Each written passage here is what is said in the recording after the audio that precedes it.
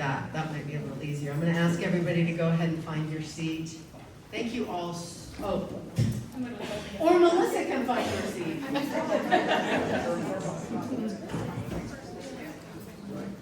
All right. I am so happy and gratified and grateful to see you all tonight. Thank you so much for being here. Thank you to the audience. You are showing up. Thank you.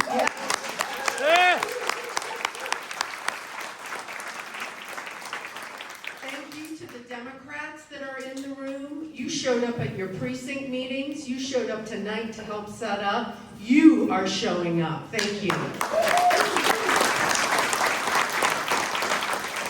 Look around at your party leaders. They'll be floating around. They greeted you. They checked you in. They'll be taking your cards if you have questions. Thank you all for showing up hour after hour after hour. With 4 events in 1 week, precinct meetings, convention, 2 other meetings with big-time speakers, we have been working 20 or 30 hours a week to make sure that you can show up. And finally, to our candidates, to Wiley Nickel, who has showed up to run against.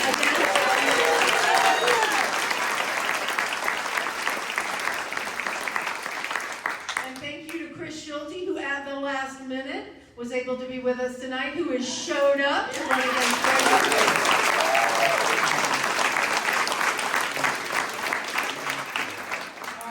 I alluded to the number of hours that many of us have been spending trying to meet the daily onslaught. What do we do? What do we do? At night, I, like many of you, fall asleep going, oh my gosh, do I need to learn how to operate a gun now?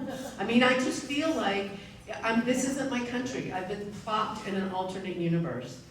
And we're so used to, because things have worked up to now, we're so used to looking to our leaders, to looking to maybe even 1 or 2 leaders in Congress or Senate, or our president, if we have one, to help us find the way. But it is too much for that.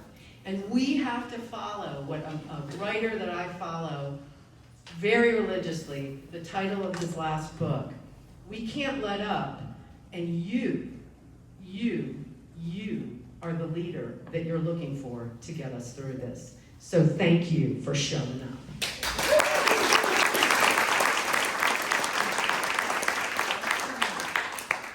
Right now, as we do with all of the gatherings where we come together as the Democratic Party, we'll all stand together and say the Pledge of Allegiance.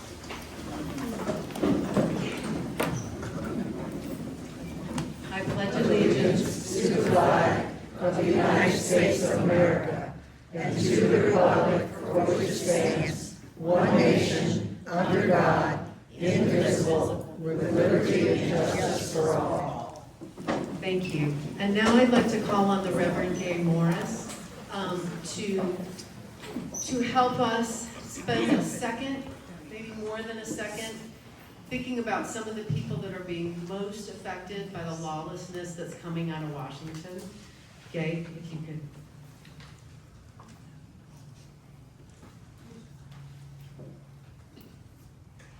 Good evening.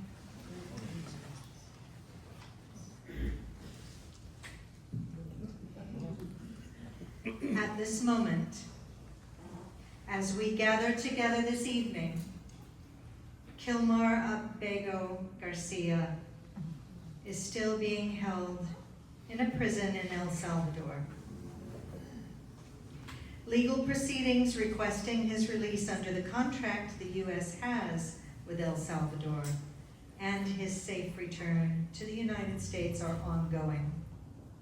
Almost 300 Venezuelan men were sent to the Terrorism Confinement Center in El Salvador last month without due process.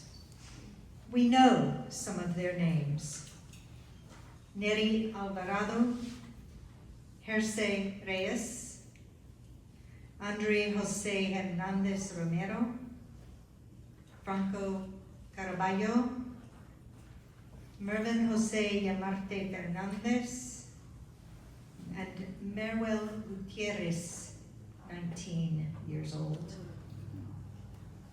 Each person who has been disappeared is someone's husband, father, brother, son, friend, employee. They are not convicts. They have had no opportunity to challenge any government evidence or lack of evidence. They are not simply administrative errors. They are human beings, like you and me. The stakes are high right now for democracy in our country. Tonight, I ask you to remember all those in that prison and elsewhere in ICE deportation centers across our country, and all those who are present in this country without legal immigration status, who are at real risk from being disappeared like our brother Kilmar. I invite you now to join in a moment of silence.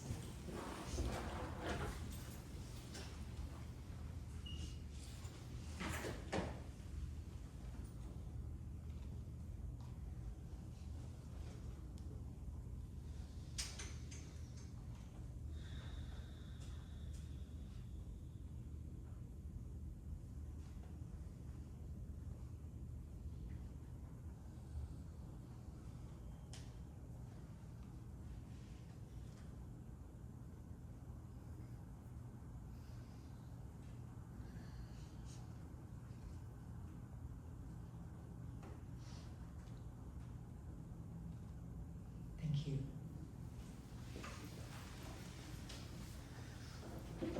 Thank you so much, Gabe. I really appreciate that. And I know we're all keeping those people in our thoughts and all the other people that might be next. I realized at the beginning I forgot to introduce myself, and I know many of you, but I am Susan Solomon, the chair of the Dare County Democratic Party.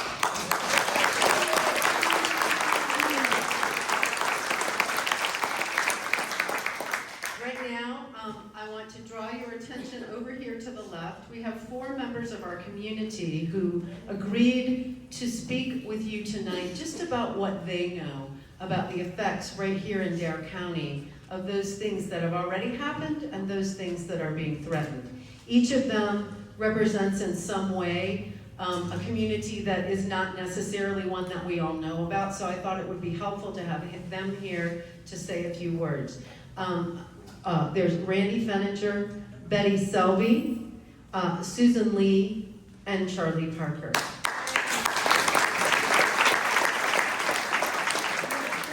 And first I'll call on Randy Fenninger to say a couple words. Thank you.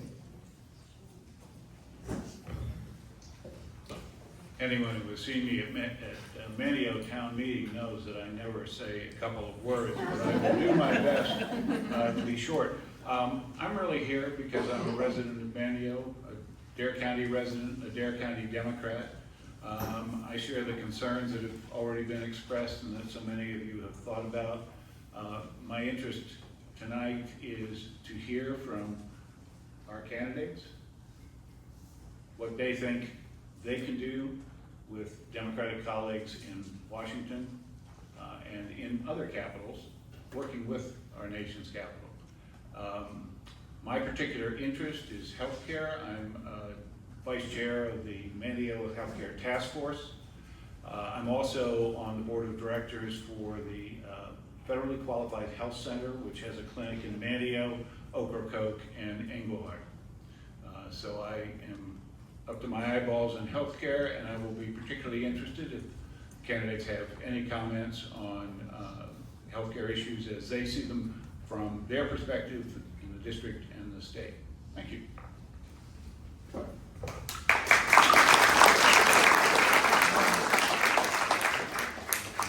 Good evening. I'm Betty Selby, and I'm also a Democrat, and I'm also a native from Manio. I've been here, y'all. I'm also your mayor pro tem of the town of Manio, and I'm proud to be that, and I say the town of Manio, but I will serve and do anything for any citizen of Dare County.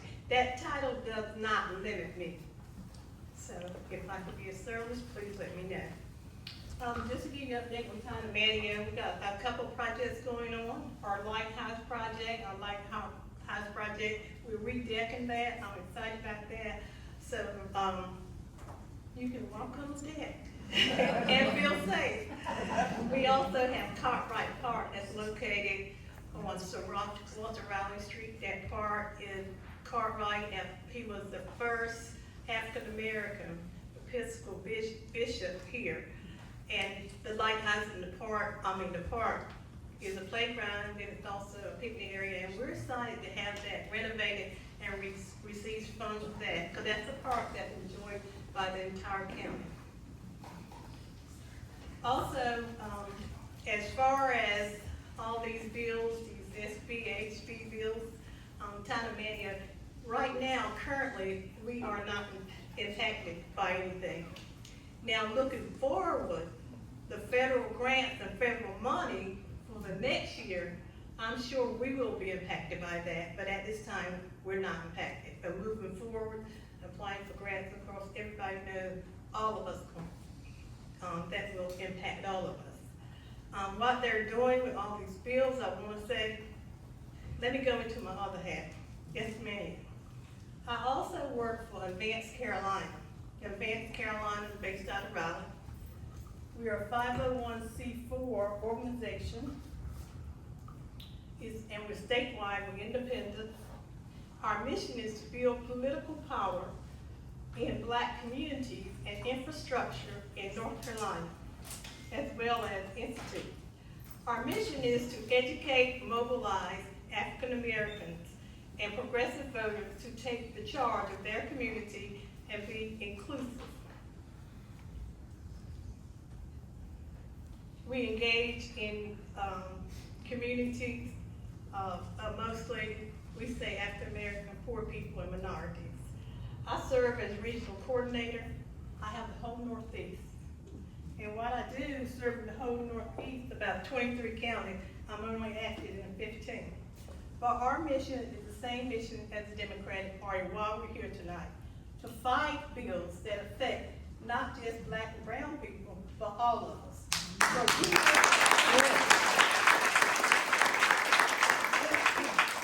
we know for a fact that certain bills will affect Black people. We know that we vote early. They're trying to cut voting. I don't want to get too much on the kick, but I'm here to tell you that we're doing the same fight.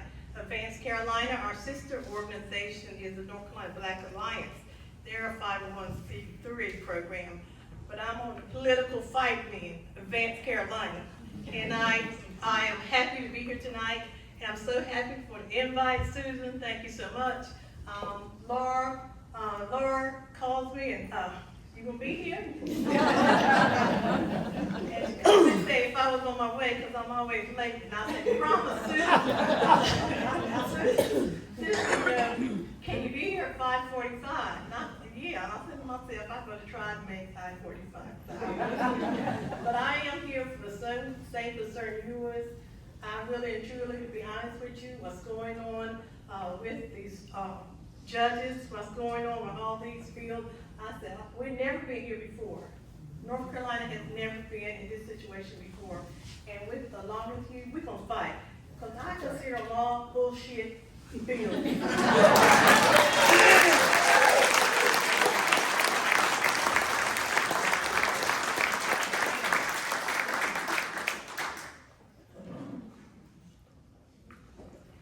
As Susan said, my name is Susan Lee, and I'm a retired Dare County Schools teacher and school counselor, and spend a lot of my time now in the community with nonprofits around adversity, trauma, and resilience.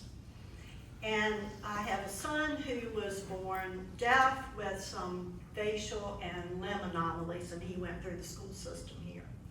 So I could speak directly about some of the impacts to Dare County. And I want to say, first of all, that it is impossible to separate the impacts on children and families, and vice versa. what affects our families directly affects our children, and they can have lifelong consequences. So I'm going to cover a little bit of everything. I hope you'll indulge. So let's look first at the federal impacts on education. Dare County Schools had a budget this year of approximately $76 million. Most of Dare County's funding comes from state and local funds, and only $3 million or so in federal money. Now, we're very lucky not to have to rely on federal dollars, but I want you to know what the federal money covers. Special needs, at-risk, low-income, and disadvantaged programs. With the executive order to eliminate diversity, equity, and inclusion in public schools or lose federal funding, and our own Republican-led Senate agreeing with it, imagine what will happen to children in our community without services. I encourage you to look not only at the federal legislation, but what's going on here in North Carolina. Because as I said, the Republicans want to do away with DEI, and of course, one of their big things is opportunity scholarships for charter schools. And I just realized today when I was looking at it, Dare County, even though we don't have a charter school in our county, pays $95,879 for charter schools. So, as good as our school system is, in the last year of accountability measure testing that we have, which is 23 and 24, disabled, economically disadvantaged, non-English learners, Black and brown, and homeless students are less proficient than their peers in accountability indicators from elementary through high school. Financial impacts on families through tariffs and funding cuts to programs and services will also result in stress on our family. With the lack of housing affordability that we already have, the high cost of living in Dare County, and relatively low pay found in a service economy which exists now, our people are going to suffer. And there are many grandparents raising their grandchildren in Dare County. So Social Security, Medicaid, Medicare, our kids are affected by all of that. Don't forget that the Republican administration recently canceled an extension of federal funding to Western North Carolina following Helene. We could be next. And let's look at the pure hatred we are witnessing on a daily basis as 47 others people, and encourages many other people, gives them license to do the same. Children being told, you should go back to where you came from. Kids being bullied online and in school for being different or having two moms or two dads. And this at a time when mental health issues and suicide rates are increasing among our young people. Families are afraid to send their kids to school or even go to work in some cases. They're having to leave powers of attorneys and plans for people to help take care of their children in case they're carted away. And as whitewashed as I feel the history I learned growing up was in Central Virginia, our children are going to be subjected to much worse. What about the atrocities served up in our country? In North Carolina, it was right in there. Black and indigenous people, contributions by people of color, women, and the LGBTQ community are being erased from websites. Don't our children deserve to grow up in a compassionate society? I want to share a personal story with you. Imagine you are a 17-year-old enjoying the last days of summer with your friends at a public pool before you go off to college. Someone taps you on the shoulder and says, I know about a camp for people like you. And this was my son, who's deaf. And my son, with his irreverent sense of humor, said, what? people with long hair.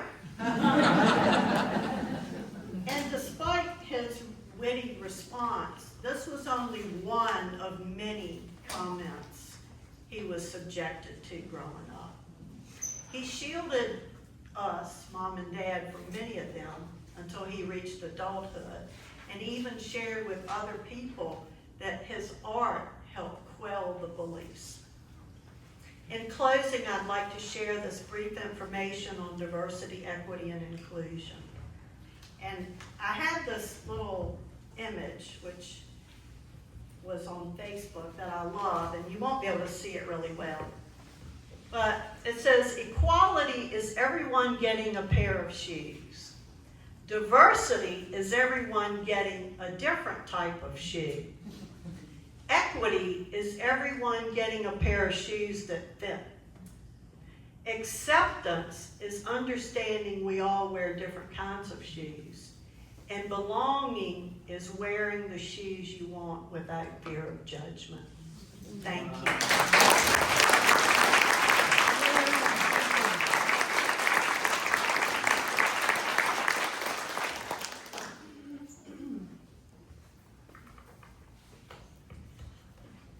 No, it's not long.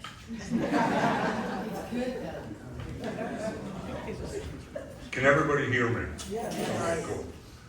First off, this is no longer a party thing. It's an American thing. Yes. So, my name is Charlie Parker. I'm a veteran. I'm not a hero.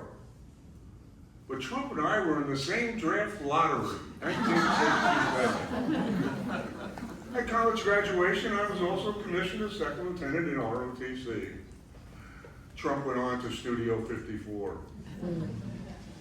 Okay, now, I ripped up so many notes trying to figure out what I would say with and to you folks.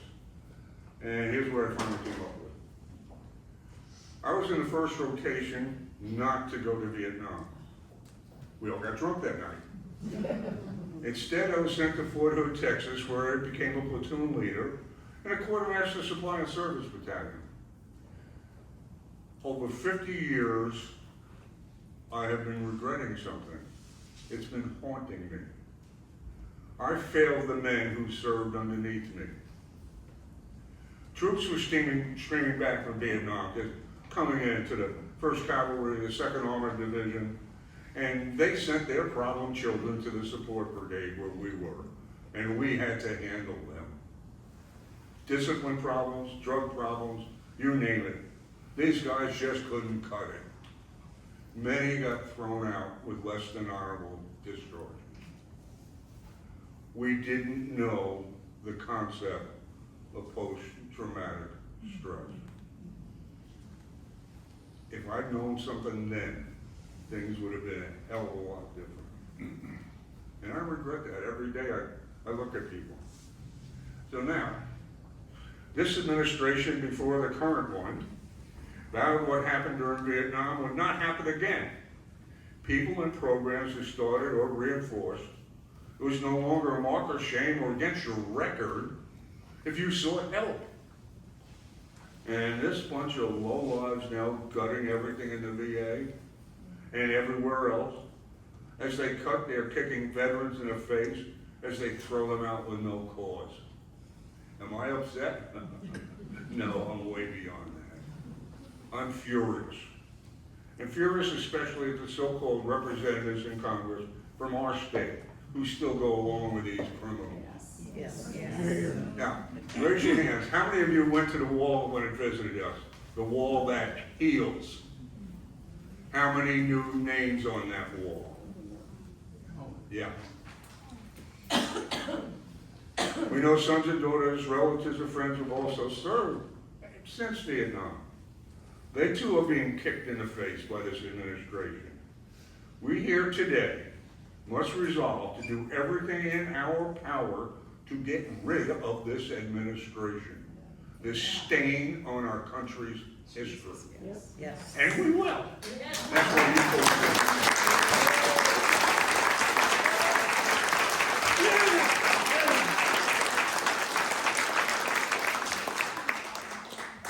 All right. I want to say that that if a question arises while you're sitting there, Melissa Zahner and Jamie Wagner will be walking around with pens and cards. Wave them over and you can write your question down. I'll be taking the questions, and our party treasurer, Amanda Hooper, is going to be asking the questions and moderating and directing those questions to the correct speaker. So you might already be thinking, spurred on by some things that our community members have already shared. I do want to take just a second personally, in case I forget at the end, to thank each and every one of you for being here. I know it's not always easy to share very personally. I want to thank Gay. I know it's not always easy to mediate some of the horrors that we're all facing and try to help smooth the waters for us. And I just really am grateful to all of you for being here. So without further ado, let me introduce former Representative Wiley Nickel, who represented the 13th district in Congress until his was one of the districts that was gerrymandered. Wiley wisely chose not to run, knowing that that would be a waste of effort. But remember, we had 13 Congress people, and after the last election cycle, we had 7 Republicans and 6 Democrats. Then the Republican-led legislature in North Carolina took the opportunity of the redistricting necessary after the census. We gained an additional congressperson, and now we have 11 Republicans and 4 Democrats. So that tells you what people like Wiley are up against. These are the same people that are going to be voting in the Senate. This tells you what somebody like Chris Schulte is up against running against Greg Murphy. The deck is stacked, and it's going to take every bit of work, support, and money that we can provide over the next, 18 now months, 20 months, to make sure that we can put these fellas over the finish line. So let me introduce Wiley Nickel.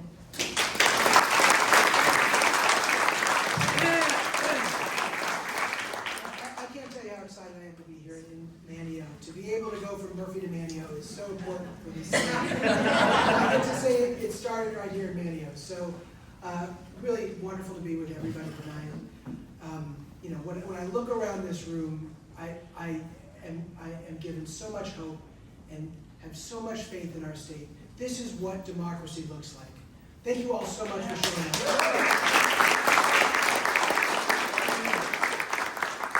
Now, we're here because this is actually the second one of these I've done this week in Republican districts, open town halls. It was Brad Knott in Person County earlier this week. Now we've got Greg Murphy and Tom Tillis. And let me tell you, they are not going to show up for you.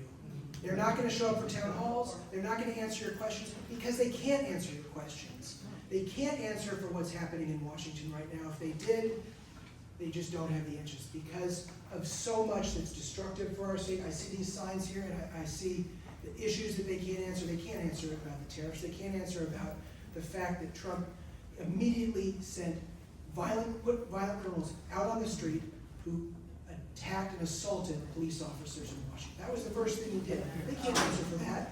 They can't answer for these tariffs. And I see the signs here. North Carolinians are very independent-minded. We want folks in Washington who are going to go there to solve problems. And the message from this last election was pretty clear, I think. They said, we want folks in Washington who are going to help tackle inflation and bring down costs.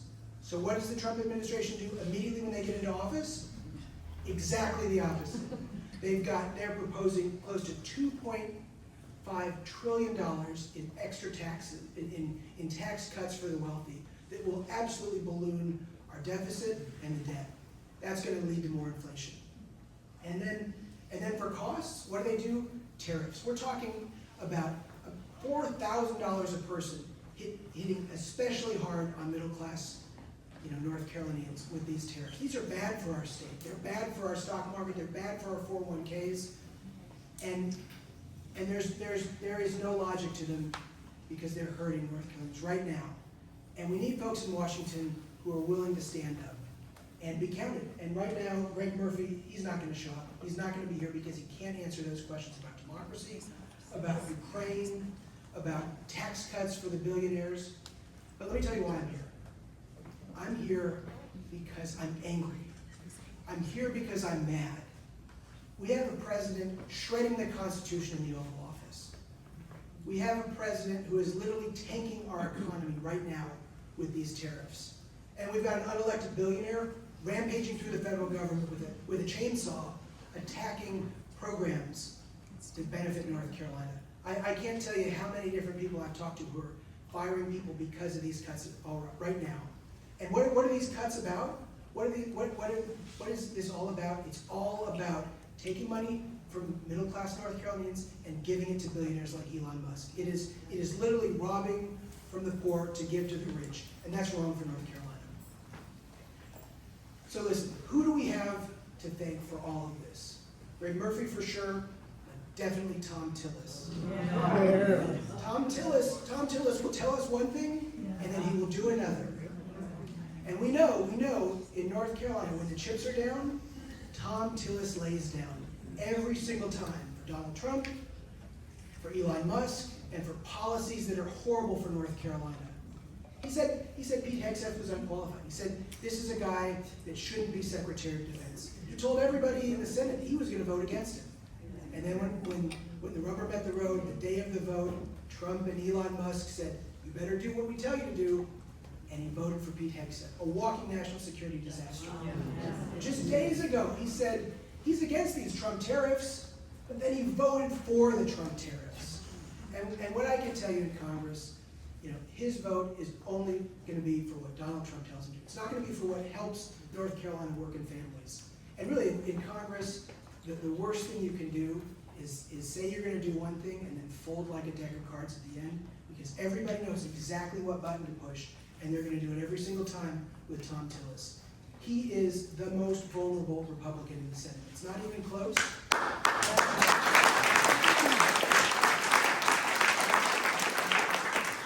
And you all have a tremendous amount of ability to use that leverage, to tell him what you think, to hold him accountable.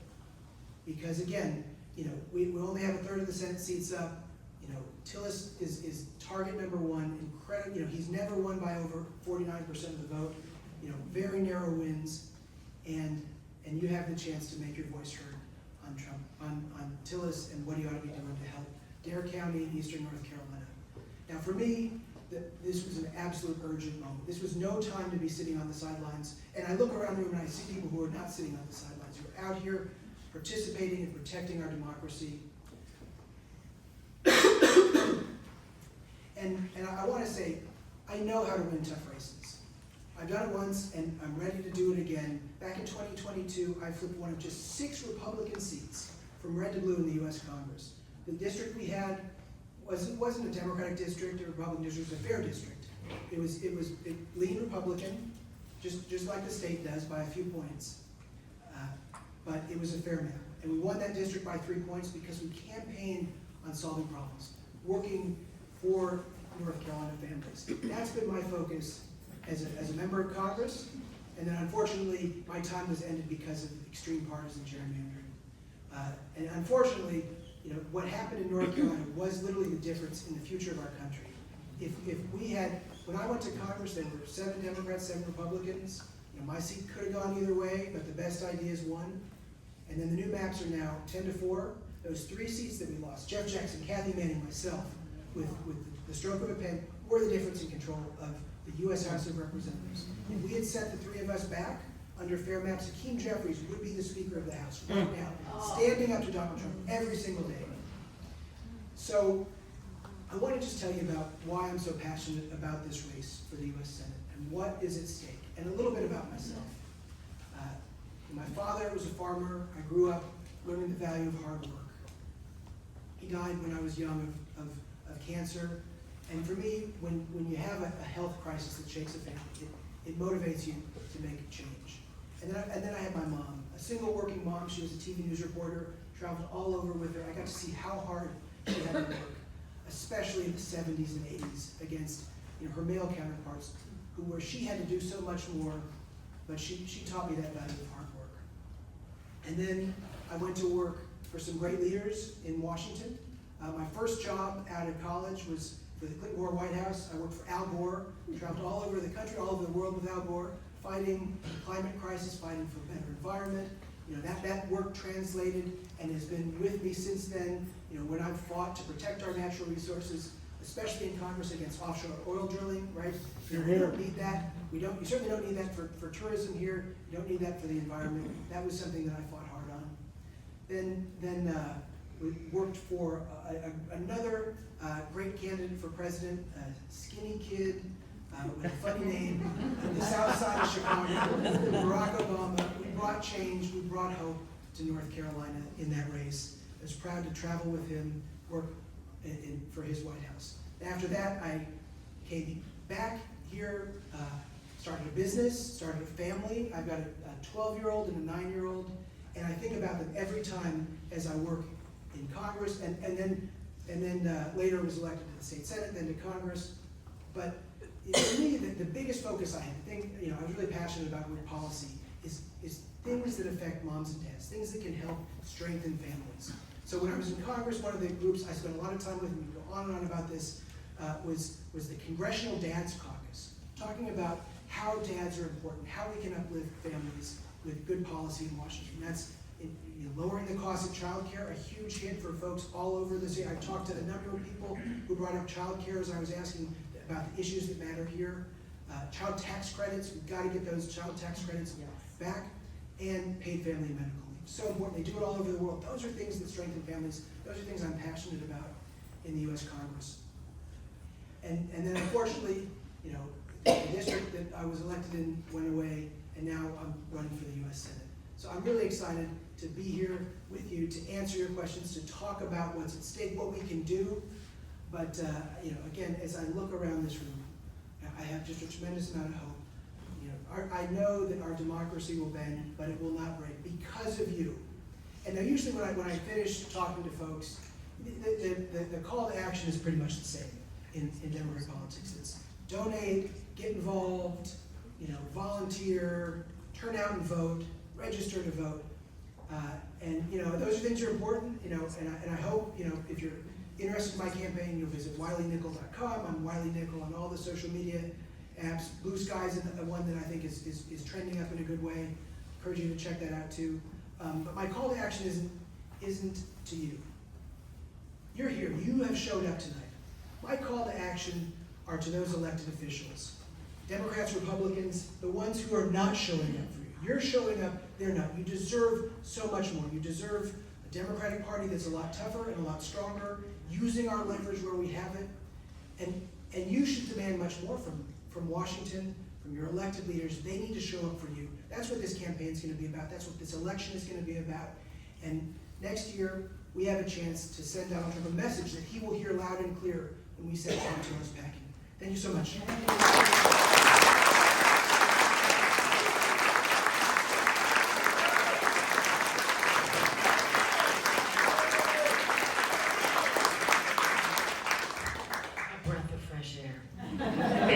Thank you.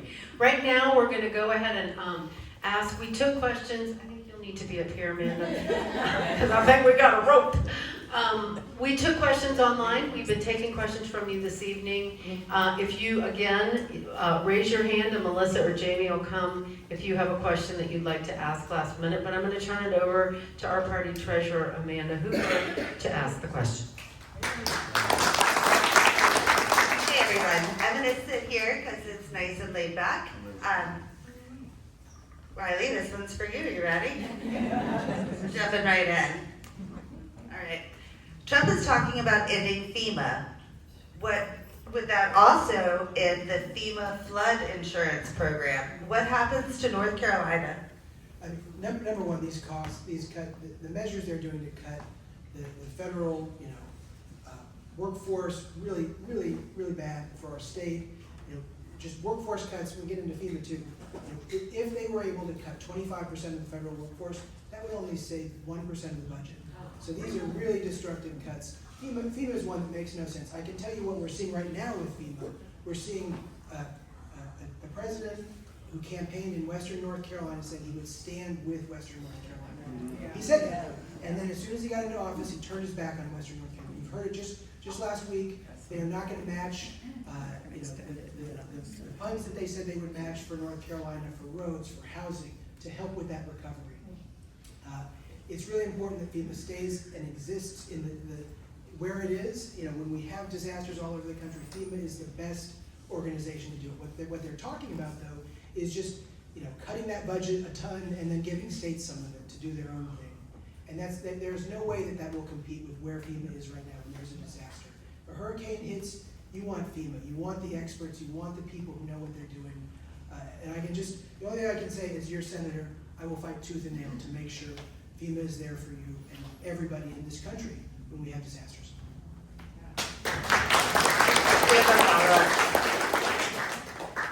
So what happens to the coast when NOAA can't warn us about those hurricanes? Another horrible cut. You know, it is a war on science, and for me that was one of the most difficult things in Congress, to see this constant attack on scientists. Scientists, they're not Democrats or Republicans, they're just doing their job.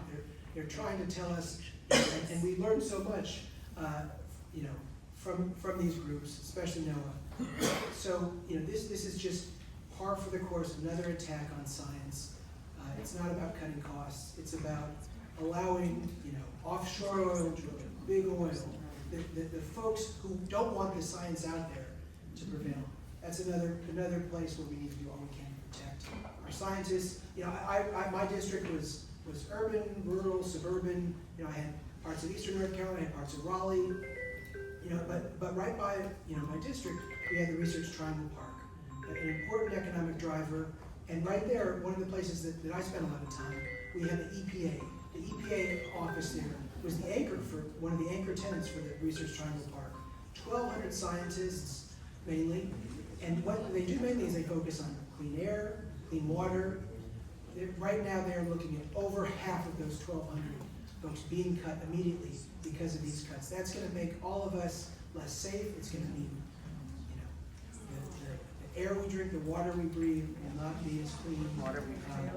This war on science continues. You can just hang with me because you and I are going to hear well. Let's If do you it. want to take a seat, go ahead. Given the unprecedented use of the Trade Expansion Act to impose tariffs on essentially every country with a trade imbalance, why are members of Congress not taking action to curtail the president's tariff activities? Absolutely. You know, number one, Congress ought to be the one that decides about tariffs. The president has absolutely overstepped. The problem is this Congress will do anything that he tells them. Republicans have shown over and over, and for me it was one of the most upsetting things, personally disappointing in folks like Greg Murphy, you know, where they would privately say, oh no, this is horrible, we hate what Trump is doing, and then in public, when it came time to vote, they'd vote with him every single time. You know, so this is a huge issue where, you know, folks will continue to say one thing and do another. On that same note, what executive orders changes are you most concerned about for North Carolina in the short term and the long term? I mean, the problem with all of this is Trump continues to just flood the zone. It's 20 things every day. These executive orders, you know, continue at a rapid clip, and you know, they are all destructive. But unfortunately, this was all outlined in Project 2025. And Trump said he didn't know anything about it, but he is enacting most of all these policies. I'm very concerned about the environmental cuts. You know, I think, you know, we should abstain the Paris Climate Accords. I care about the environment. That's an important issue for me. You know, they're gutting the EPA and that important work. But there's just far too many to list, because the list is absolutely tremendous, especially concerning about the democracy issues. You know, the efforts to make it harder to vote. Those are the things, that bucket of things I think is going to have the biggest impact. You know, but I just come back to the one thing that we can do, and we can make sure that, you know, we make our voices heard in this next election. We make sure that we send Tom Tillis packing. That will tell Donald Trump something. You know, getting rid of folks like Greg Murphy and other Republicans in the House, that will send a huge message. I feel very good about our chances to get Hakeem Jeffries as our next Speaker of the House. When I was in Congress, by the way, I voted for him 19 times. So I would like him to get through that final vote, because he did a really good job sitting through them over and over. But there's a lot not to like what should our congressmen be doing more of to make change or affect change? Well, the one thing that you do is be accountable. That's the biggest thing, and that's really the biggest divide, I found in Congress. It wasn't, Democrat, Republican, it was safe seat versus competitive seats. Right now, because of gerrymandering, less than 10% of the seats are truly competitive. This election could be a wave year, maybe that number changes, I sure hope it does. Every year there's a few races nobody thinks are gonna change, and they do. But we gotta show up, we gotta get out there. What should the congressmen be doing? So they need to do what you tell them to do. They need to be responsive, they need to show up, and the most important thing you can do, is make your voice heard. And I can just tell you as a congressman, every day I get updates about, the volume of calls, what people are emailing about, what they're calling about, what they're texting about. We watch that, and we react. I had maybe a bill that I co-sponsored. I didn't really know much about it. You get asked to do all, to support tons of different policy issues. But when you have a few hundred people asking about an issue, you want to go back to Washington, you listen to what they're saying, you learn about an issue, and I found a ton of that. I only would have paid attention because a ton of my constituents were asking me about an issue. The federal government is so vast. There are so many issues that you get to deal with. But your job is to focus your members of Congress on issues. And if I were you, I would be asking Greg Murphy to stand up for North Carolina, to stand up against Trump, to make sure we don't have a budget that robs from the poor to give to the rich. He cares about fiscal responsibility. Tell him adding $2.5 trillion to the national debt is bad. It's bad for inflation. It's bad for my kids. It's bad for your kids. It's bad for your grandkids. They're each one of them now is looking at over $100,000 per person as their share of the debt, and that number is only going up. We pay almost $1 trillion a year just on interest on the debt. Tell them to get serious about that, not tax cuts for Elon Musk and billionaires like you. Are the emails effective? Emails are great. No, Or do they just delete them because there's too many? No, I can speak for myself. We responded to everything, and you get really good data on what the issues are people want, are emailing about. It's super easy to do, but again, it comes back to leverage. And Tom Tillis is the most vulnerable Republican in the Senate. He's the person who should be listening. He should be paying attention. He should be standing up to Trump. He should be standing up for North Carolina.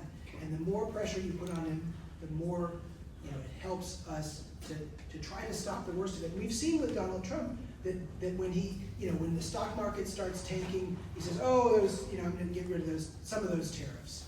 A lot of them are still in place, which is really bad. But Tom Tillis, Greg Murphy, Donald Trump, they fold under pressure, and that's your job. That's your job to apply that pressure. I think you just answered the next two questions that were there. The first one was, as community members, what can we do locally? And moreover, what can be done locally to protect people, families, and children? Well, again, for me, it always comes down to, number one is Democrats, we need to be a lot tougher, we need to be a lot stronger, we need to show up a lot more. You're doing that tonight. One of the things you don't hear folks say, but I do a lot, run for office. If you're upset about irrational the best ways to strengthen our democracy. I've always had a policy too. Anyone who wants to run for office, I take those meetings, I talk to them.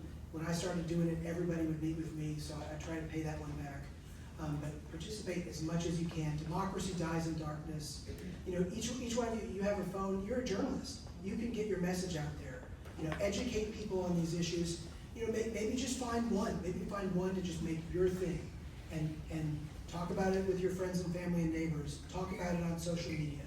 Educate people. That's the way we get change. Because I can just tell you the one thing: serving in the North Carolina Senate, and then in the U.S. Congress, change, it doesn't happen on Jones Street. It doesn't happen in the halls of Congress. It happens when people make their voice heard.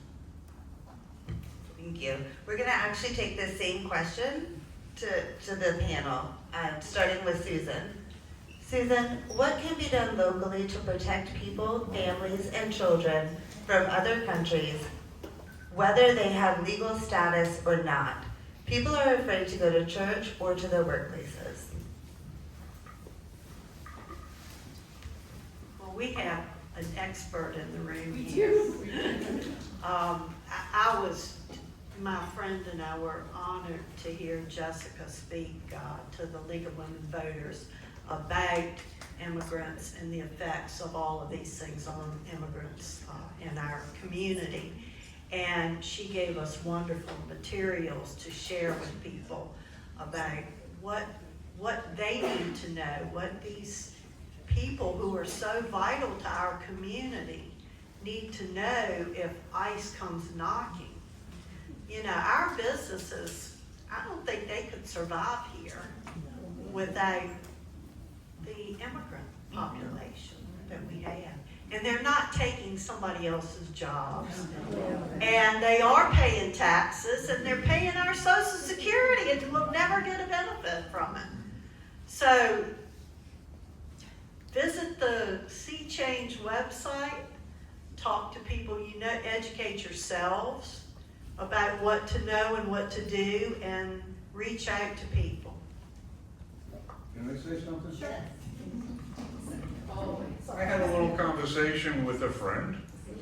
Most of us might know the person. Immigrated a bunch of years ago, is a United States citizen.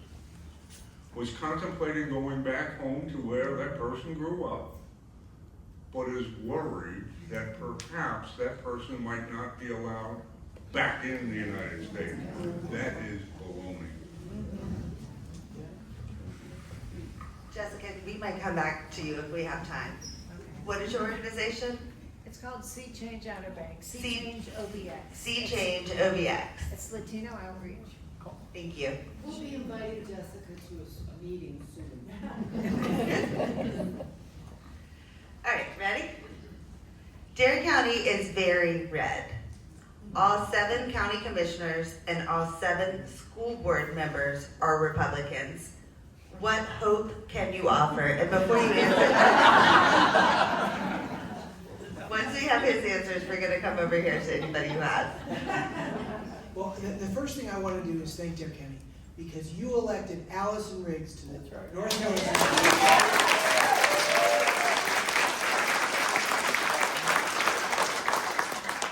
You were the difference. They cannot gerrymander the boundaries of our state. Next year, we're going to have a race for the U.S. Senate. We're going to have a race for the Supreme Court with Anita Earls. Every single vote you get out literally could be the difference. It's going to be that close. And in Allison Riggs' case, just a few hundred votes. And I think just as long as I'm on that subject, you know, the work you do matters so much, turning out the vote. But that's a race that we did win. There were 2 recounts. She won them both. And I'm very hopeful that we're going to get there with this, and she will be finally seated on the court. It is the last race in the entire country that hasn't been certified. Last race. But the sad part about this for me is what they're doing, Republicans have succeeded in doing, is making Democrats and Riggs spend millions of dollars on this lawsuit. Yeah, That's my that's thing, could be going exactly to it. organizing, could be going to getting out the vote, you know, and it's a dangerous path to go on. If they were able to throw out, you know, thousands and thousands of votes, it would literally be a canary in the coal mine moment. You know, this unprecedented attack on our democracy.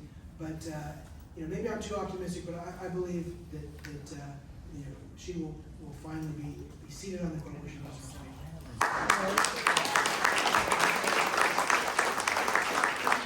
I just got a really appropriate follow-up question from our Get Out the Vote director, Bob Mueller.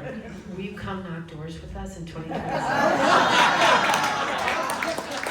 Anybody asks me to knock on doors, I do, I love it. You know, I am somebody who passionately believes in knocking on doors. There's nothing better, there's no better way to communicate with folks, especially there's so many ads, there's so much out there. You know, you get a neighbor, you get a friend talking to you, there's nothing better than that. So anyone that asks me to come knock doors, I promise, campaign promise, I will, if you want to do it together. We'll be in touch.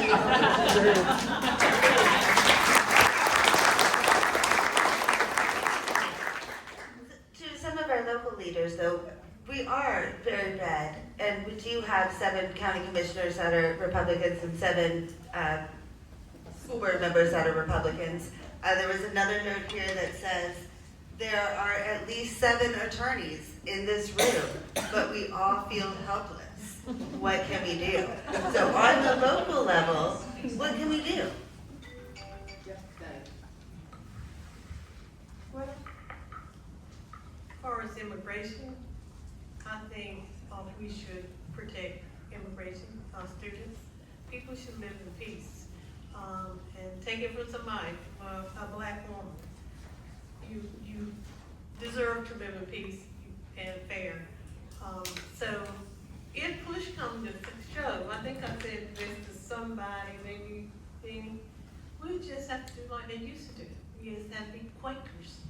And shield them and protect them, seriously. Hiding, we may have to open up our churches, our sailors, but we have to stand firm that we will not let them snatch children and tear families.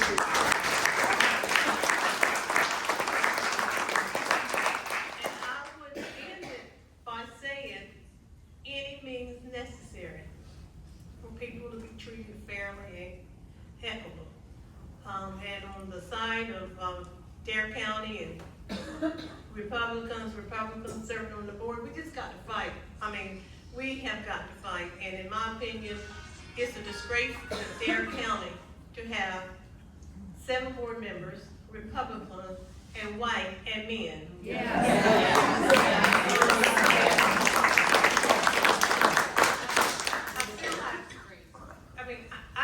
We can get a woman to run. Of course, not just run, but to win. We've had women run. Okay, but we got to try hard. That's it. If you first and don't succeed, why did that? Try again. And we should be in their face, and we should do the same thing. Don't give up. We just got to keep fighting. Now it's past fighting. We got to declare war. We got to battle. Fighting didn't do it. It's not working for us. We got to battle. You say, how you got to battle? Just like you just said, knocking doors. We got to knock doors. We got to go into in the deepest of the street. We really do. We do. We got to pull. We know that all of us is going to vote. We're going to drag our family, but that's not enough. You need to get your nieces and nephews. Give you a ride. I'll take you to the polls. You won't believe how many Happy Meals I have bought. To get these young people out, but that's what it meant. If that's what it meant, that's what it takes, Older people, I take my mother and her 3 sisters to the polls every year. I have to ride them around, get them ice cream, but if that's what we have to do to get people out, that's what we should do. So y'all join the fight a little harder. I believe it's a battle, it's not a fight, it's an all-out war.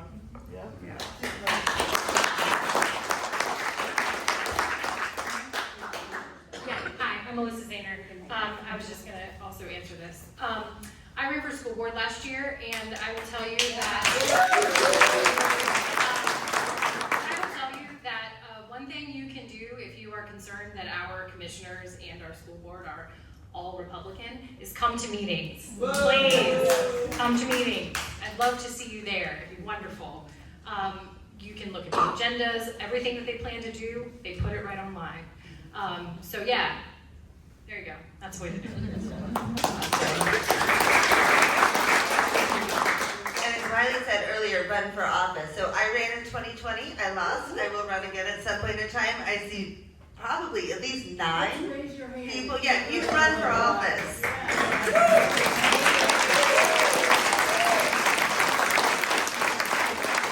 There is a way to get there, we just have to do it together.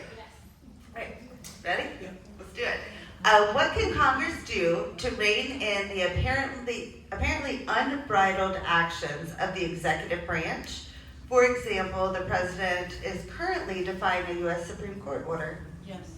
Well, the first thing is to get Republicans like Tom Tillis to grow a backbone.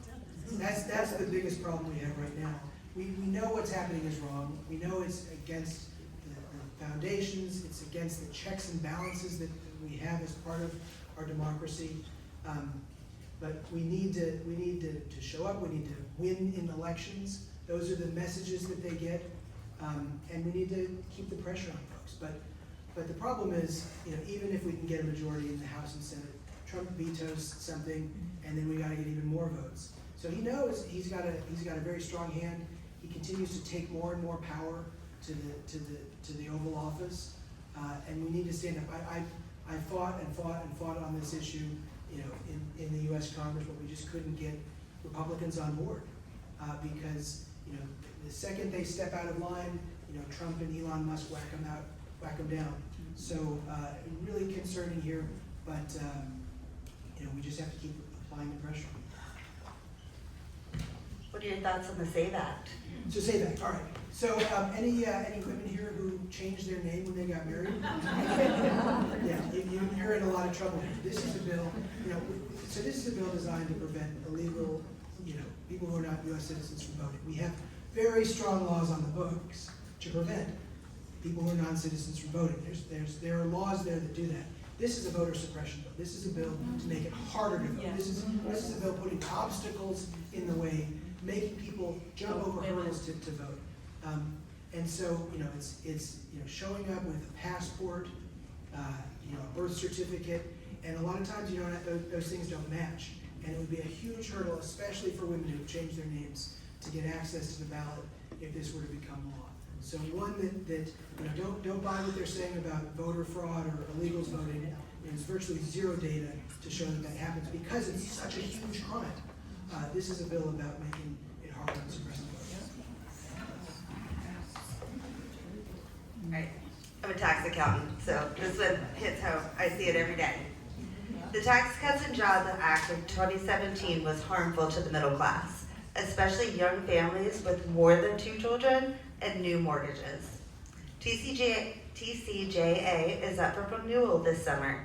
How can we stop the billionaire tax break on the backs of the middle class? Well, there's a lot that's really wrong with these tax cuts in this bill that's floating its way through Congress. The most important thing I just want to, there's a lot I can talk about, but one that I talked about with a lot of people here is healthcare.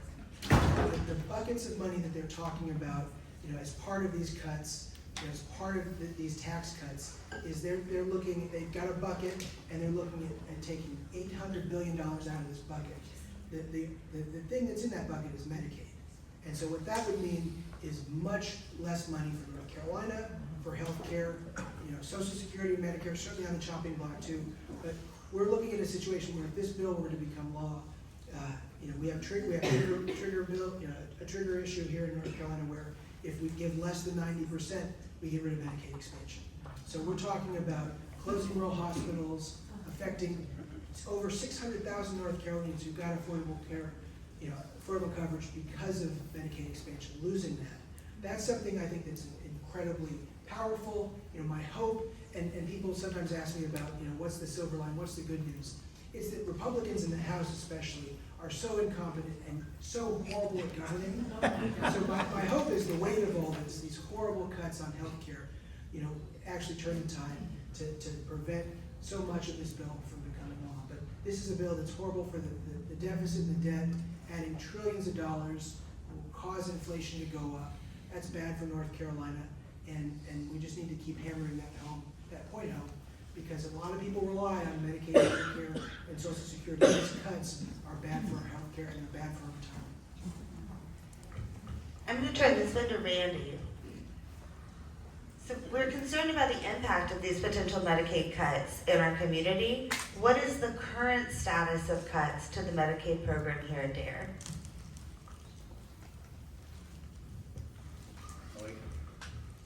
I get to follow on some of your remarks. Regrettably, I spent the better part of my growing up doing budget reconciliation and other things in Washington, so I can answer this question for 7 days. You don't have to. Here's the short version. Congress had passed, House and Senate had passed a resolution, which is a budget resolution, and it includes, let's see, 1.5 trillion in cuts to federal spending over a 10-year period. They're now at the point in Congress where they're each committee that has jurisdiction over programs in this broad general resolution. Medicare, Medicaid, Social Security being very key in that. The committees are going to be instructed, go find a way to get the money. I'll give you an example. In the House, the Energy and Commerce Committee has jurisdiction over the entire Medicaid program. They have been assigned $880 billion in cuts to find. Medicaid is the largest program that this committee monitors or has jurisdiction over. They have no place to go if they're going to try to get that money, unless they chicken out, which could happen. Life is sometimes like that. But so we are at a point where they're getting ready in a few weeks, start looking at specifics. What that means for all of us as constituents and interested parties and dangerous felons and all the rest that you are, is that we'll have specific things in front of us, not some general resolution that they can say, you know, Medicaid's not touched by the budget resolution. Duh. Yeah, I mean, I get that, but a lot of people don't because they didn't waste their life doing what I did. So, but we will have a chance as citizens to see the specific ideas that the House and Senate are going to try to apply and enact. And already, moderate Republicans are saying publicly, I'm very worried about what would happen with Medicaid because of the impact on their state or their district, and don't cut my Medicaid. I like that coming from a Republican member of Congress or any member of Congress. But let me give you a little perspective on why this is important just in North Carolina. And you mentioned the trigger that happens to the support, the extra money, but low-income adults, children, people with disabilities are covered by Medicaid. That's about 2.7 million Tar Heels are covered by Medicaid right now. So they're the target of all of this. In North Carolina? Yes. Okay. In Dare County, Medicaid is used by 15% of our neighbors. 37% of all births in North Carolina are covered by Medicaid.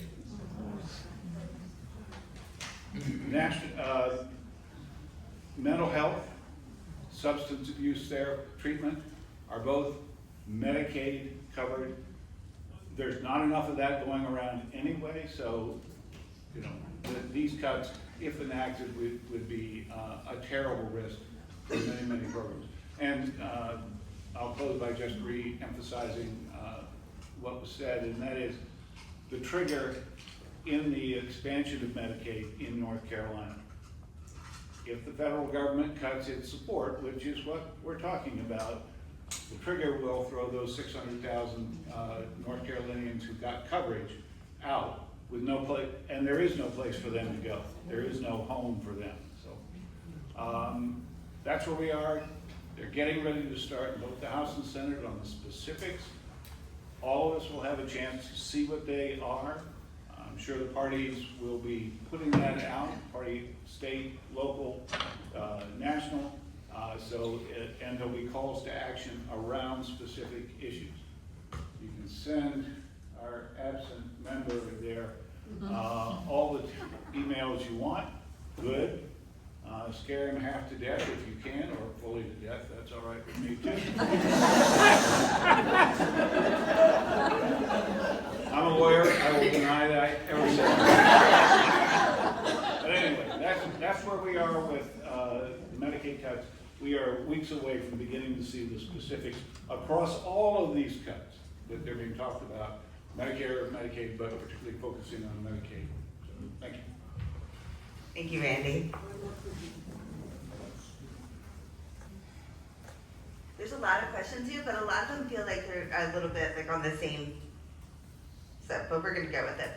What strategies would you suggest to affect Representative Greg Murphy's voting pattern?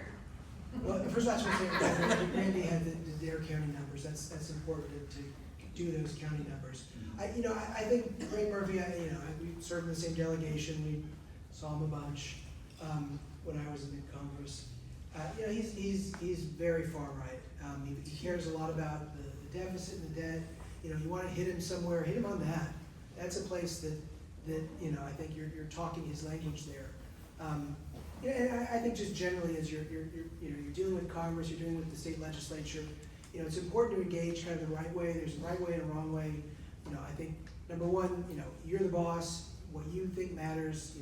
Make your voice heard as much as you can. But then with people, whether they're Democrats or Republicans, they actually do something you like. Tell them you like it. That's a good way to engage with those two. But he needs to hear from as many people as he can. He is on the ballot, and everybody wants to get sent back to Washington. And the way you do that is you listen to your constituents. So keep saying it again, and hopefully you keep doing it again. But keep reaching out. Keep sharing that good information. On that same note, do you have any advice on the best way to publicize Murphy's votes against his constituents?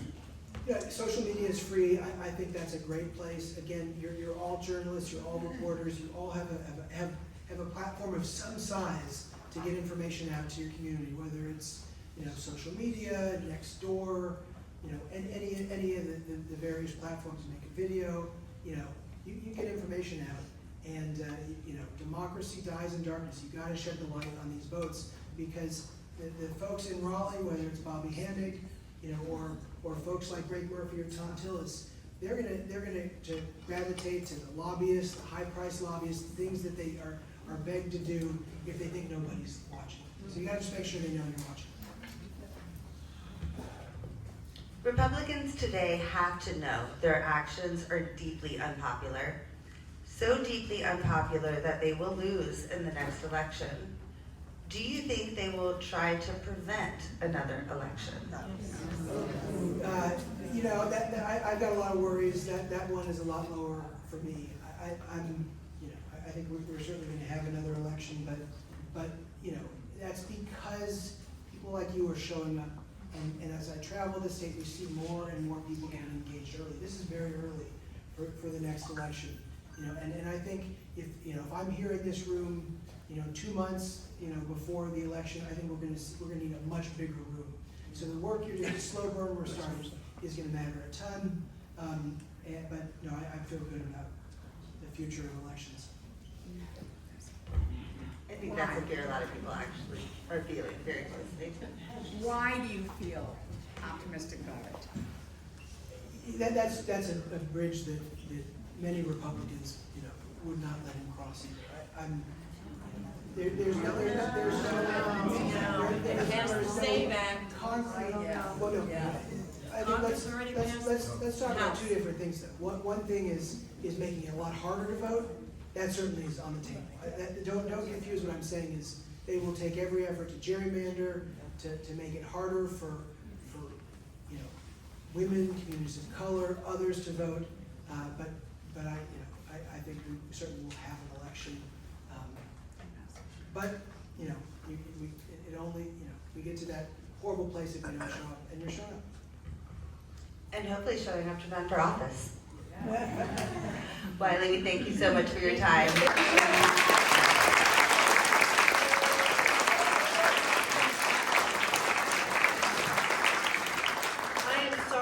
Couldn't get to everybody's questions, especially kind of the later ones that came in.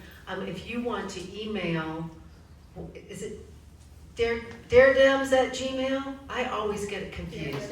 daredemocrats@gmail. Email any of your questions there, and I will make sure that they get to Wiley and or Chris and see if we can get some response there, okay? I want to thank you so much for being here. That was very gratifying to hear. Also, I think we are all a little bit nervous about what if there's not an election? What if maybe there is a declaration at the border of martial law and suddenly we're getting states. Suspended and, elections. Right, and so what I'm saying is exactly what Wiley said.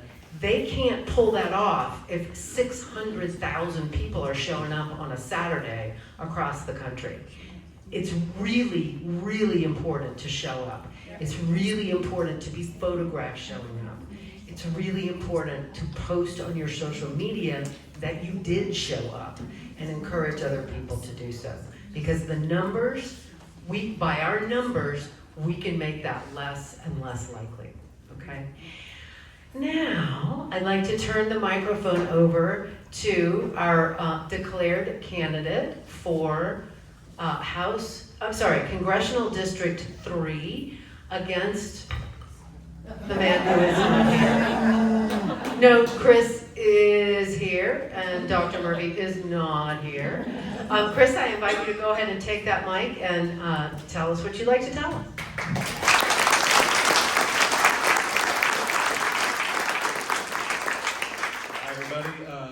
As Susan said, my name is Chris Schulte. I am the Democrat that is running against Greg Murphy here in District 3 for Congress.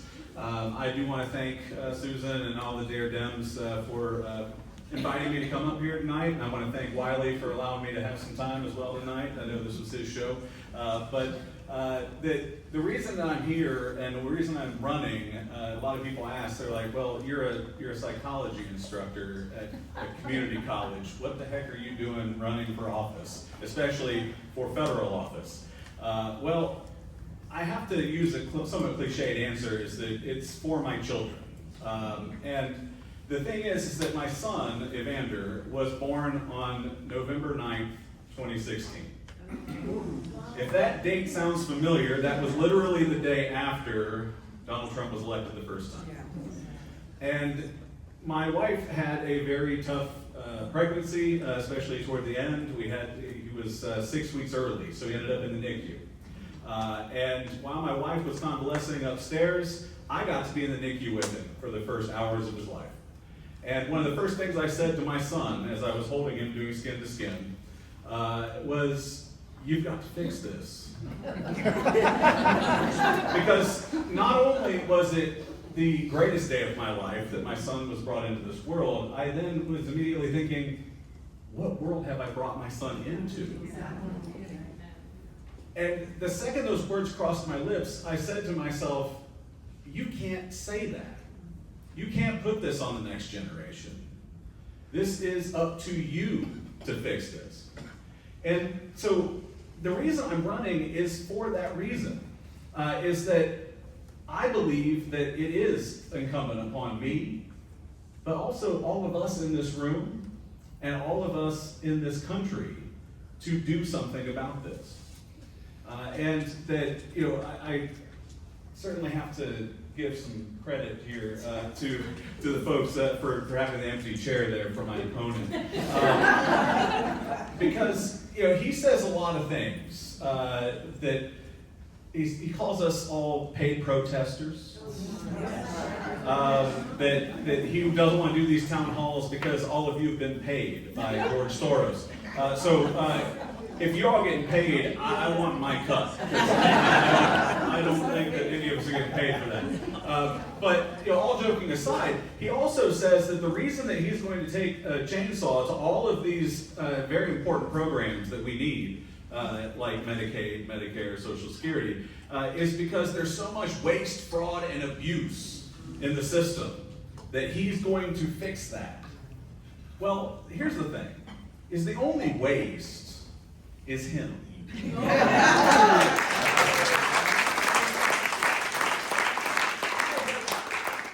have never seen him in district. He pops up every once in a while for a little get-together with some Republican donors. I'm from Onslow County, and so he pops in at Camp Lejeune every once in a while to take a picture, a photo op, and then get out of town. But the fraud is also him and Republicans saying that they're going to fix this. They're not going to fix this. They are breaking it on purpose. Okay? And the abuse really is that we are allowing the executive branch to run amok. That this idea that we can just sit back and allow the executive to write all these executive orders, to overshoot all of the checks and balances that are supposed to be there, is unacceptable. And it is time for us all to stand up. It is great that you're all here, but as Wiley said and Susan and others have said tonight, is that we need to get even more of us out. Because I know all of you are going to show up and vote. I know all of you are going to show up anytime that we are needing you to show up. But we need to get other people to show up. We need to have everybody understand that it is in fact all of our jobs to fix this. Because much like I experienced when my son was born, and then in 2019 when my daughter Amelia was born, I then had to also recognize that, well, we're not doing great things for the future for my daughter either. In which that all of those rights that my wife and my mother-in-law, my mother all fought for, that those have all been stripped away. And they're continuing to chip away more and more in that. And so I'm hoping that everybody sees what is happening and joins me in this fixing it. Because I can't do this alone. This is a horribly difficult district, but I really think we can win this thing next year.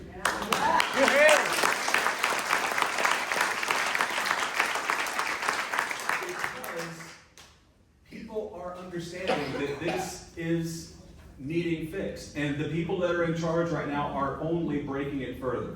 And so what we absolutely are going to have to do is we're going to have everybody join me. I often tell people, and this isn't some political spin thing, is that I didn't want to run for office. I could certainly do a whole lot of better things as a full-time instructor at Coastal Carolina Community College, a father of 2 young children, than spending all these hours on the phone calling people. I know Wiley knows exactly what I'm talking about with call time. But the thing is that I'm doing this because I understand that this is our job, in which that this is not Greg Murphy's seat, this is not my seat, this is our seat. Okay? That is what needs to be understood by every single one of us, is that we need to do this together. I am not going to be a leader that's going to be out in front yelling and screaming. I'm going to stand right beside you, because as a trained counselor, I understand the only way to make change happen is when you have somebody beside you. You're not having somebody pull you along or tell you what you need to do, right? Is that the way that you actually make change happen is by having that support system next to you. But I need you all to join me and walk beside me in that process, right? And so I look forward to this fight. It's going to be hard, but we're going to be able to do it. But I sincerely thank all of you for coming out tonight, and thank you for allowing me to come out and speak tonight a little bit at the time there. And if you want to hang around afterward and talk to me a little bit, I'd be more than happy to chat with you. Again, it's Chris Schulte. That's how you say that last name. I usually get a lot of mispronunciations of that. Obviously, I'm not meant to be a politician because I don't have an easy name like Nickel, all right? But the thing is, I would love to be able to chat with all of you. That's the reason I'm here tonight. That's why I'm having town halls across this district over the next few weeks, is because I want to hear from you. I don't want to go around and just talk to you about what I think needs to be changed. I'm going to listen to you. That's not something that Greg Murphy's done in the time that he's been here. Okay? It's time that we actually take this seat back for us. All right? Thank you. Appreciate you.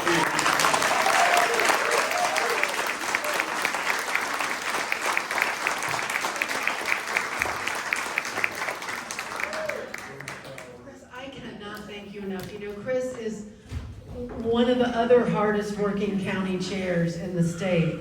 We've known each other a bit in that capacity, and I just can't imagine undertaking this now with all the other responsibilities that you have, and I thank you from the bottom of my heart. We are behind you 1,000%. That's my follow-up question. Will you not go into that? I absolutely will. All right. I've just got a few more things to draw your attention to before we break up. We do have to be out of this room because the staff person needs to go home by 8. But I want to finish up with enough time for us to chat with each other, ask a few questions, that kind of thing. First, get to the front.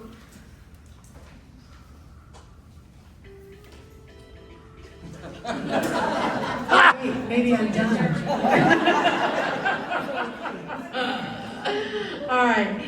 I want to introduce somebody to you that we talk all the time now, except when she was in Southeast Asia for the last 3 weeks.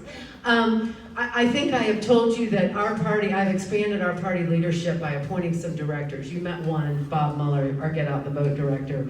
Meet number 2, Miriam Rollin, our Call to Action director. She's a future student.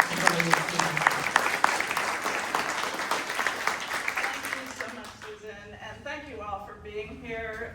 Really terrific speakers, and I know you all want to do something now, right? Who wants to do something? Yes? Raise your hand, okay. We want you to do something too. So there are a number of calls to action, and we're going to email out the specifics, so don't worry about taking notes right now.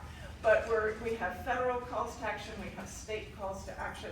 There are things happening that your voice can be heard on right this moment. Well, maybe wait till 9 a.m. tomorrow morning, but anyway, when the office is open. So there are federal calls to action, so actually you've already heard about some of them. So the SAVE Act, horrible, voter disenfranchisement, that is a bad bill. It's already passed the House. We need to get to those 2 senators, especially that vulnerable one, Tillis, who's up for election. So definitely we'll have that in a call to action that'll be going out to all of you by the end of this week. The second federal call to action is related to actually what you heard about in our original speaker talking about the horrific authoritarian actions going on in terms of immigrants in this country, and particularly taking a father from Maryland and sending him to a gulag in El Salvador, taking a bunch of Venezuelan people and sending them to a gulag in El Salvador. These are unacceptable things to happen in a democracy. No due process, no opportunity to even know what they're accused of or have any evidence presented or any way to rebut any evidence. So that is very unacceptable, should not be happening in this country in our names.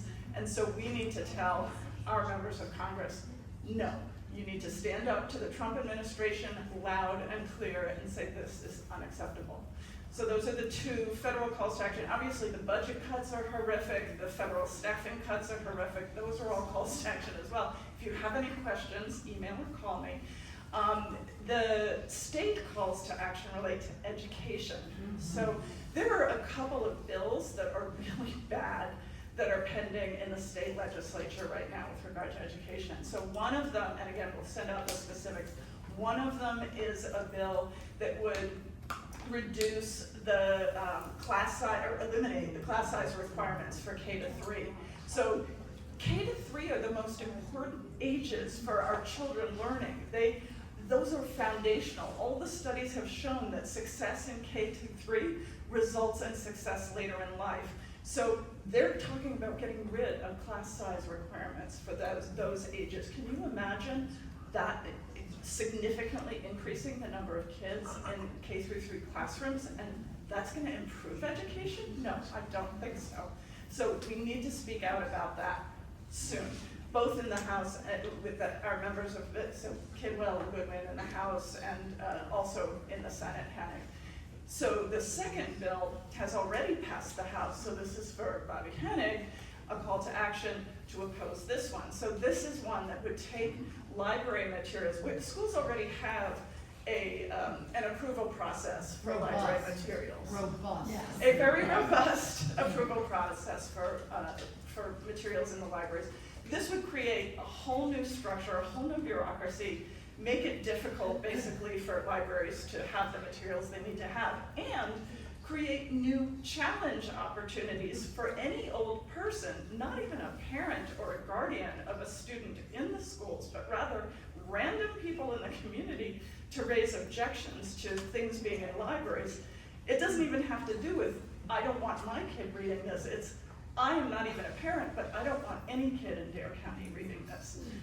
Anyway, so, and it also would create new fines or new penalties of $5,000 and litigation costs that schools would have to cover for quote-unquote infractions of this, any violation of this. So anyway, it's insane, it's bad, we really need to fight it. That one's already passed the House, but again, we need to let Senator Haig know that this is unacceptable and he needs to oppose it.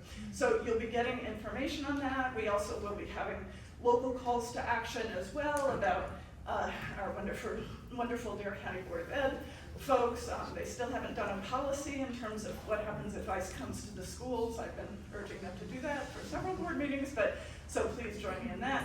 But anyway, so we'll be sending out more alerts as time goes on, so make sure you sign up via the website. Action is key right now. You've heard it from every speaker. Action, all of us need to have our voices heard, every single one, and your friends and your family. This is unacceptable what's happening, and we can fight it. What is the website? So the website is daredemocrats.com. So you should have gotten a little half sheet of paper, and that has the website as well as the Facebook and Instagram accounts that you can follow. You also have hopefully one of these bookmarks, and that has the contact information for our U.S. senators, Tom Tillis and Ted Budd. It also has our U.S. representative, the absent Greg Murphy, and our North Carolina state representatives and senator. So please take one of these so you know the contact information for all of those folks. All right, thank you all. Take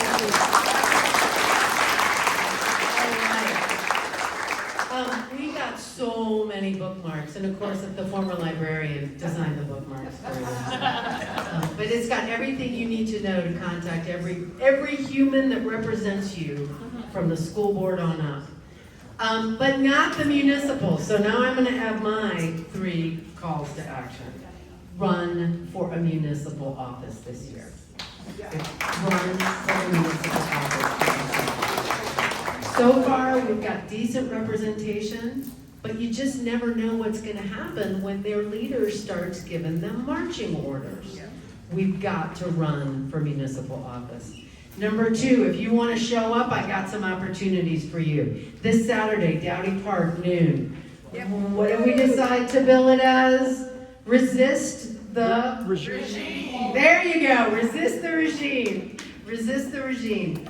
April 30th. Wednesday, the fire department at Nags Head, 6 o'clock. First vice chair of our state party, Jonah Garson, will be speaking. I'm hoping maybe Jessica can give us a few words, if not then at the next meeting. May 6th, the state party chair, Anderson Clayton, is coming. Yes, I'm excited too. To our 2025 campaign, fundraiser for the party. The money that we use for the party buys the bookmarks. It buys the extra bells and whistles we need on our communication tools. It allows us, because we're going to need it, to rent bigger facilities when we all come together.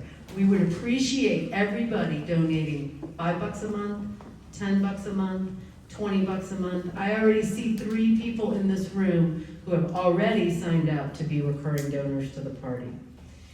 The third one is, it takes a lot of money to get elected to Congress and Senate. It's time.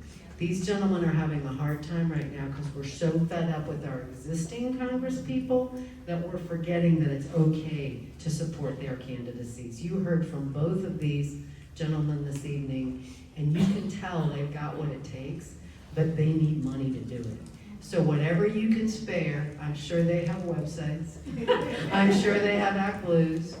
We have our website where you can donate, where you can sign up for our newsletter on that half sheet. And now I'm going to practice the chant I learned when I went on April 5th to Rally in Raleigh, which was an amazing event. All right. Show me what democracy looks like. This is what democracy looks like. Show me what democracy looks like. This is what democracy looks like. Show me what democracy looks like. This is what democracy looks like. Show me what democracy looks like. This is what democracy looks like.